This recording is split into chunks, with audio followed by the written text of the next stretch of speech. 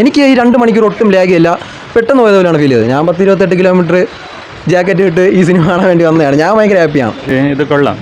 First പാർട്ടിൻ്റെ അത്രയ്ക്കില്ല, but movie is good. സീക്വലാണ്. കോബ്ര കൈ എന്ന് പറഞ്ഞാൽ ഒരു സീരീസിൻ്റെ കണക്ഷനൊക്കെ കാണിക്കുന്നുണ്ട്. സത്യം പറഞ്ഞാൽ എനിക്ക് ഭയങ്കരമായിട്ട് ഇഷ്ടപ്പെട്ട്.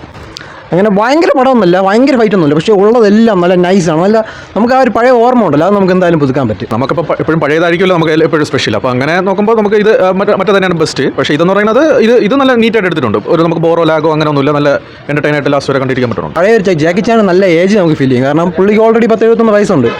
പക്ഷേ പുള്ളിയുടെ ആ ഒരു ഫ്ലെക്സിബിലിറ്റി ആയാലും പുള്ളിയുടെ പഴയ സിനിമകളിലെ കോമഡിയൊക്കെ അതൊക്കെ വേറെ ലെവലായിട്ട് തന്നെ ചെയ്തിട്ടുണ്ട്. ആക്ഷന് തീർച്ചയായിട്ടും പ്രാധാന്യമാണ്. ചില കിക്കുകളൊക്കെ ആയാലും ഒരു ഡ്രാഗൺ കിക്ക് എന്നൊക്കെ പറഞ്ഞ് കാണിക്കുന്നു, അതൊക്കെ സൂപ്പറായിരുന്നു. ജാക്കി ചാൻ പുള്ളി ഒരു ലെജൻഡ് പോലെയാണ് അതിൽ ട്രീറ്റ് ചെയ്തിരിക്കുന്നത്. അതിൽ പുള്ളിയുടെ ഭയങ്കര ഫൈറ്റൊന്നുമില്ല, പുള്ളി ഒരു ട്രെയിനർ പോലെ നല്ലതായിട്ട് ചെയ്തിട്ടുണ്ട്. പിന്നെ ആ ഒരു പഴയ ഒരു ഓർമ്മ പുതുക്കണ പോലെ നമുക്ക് ഫീൽ ചെയ്യും. നമ്മളിതൊക്കെ കുട്ടിക്കാലത്ത് ടി വിയിൽ കണ്ടതൊക്കെയാണ് ഇതൊക്കെ.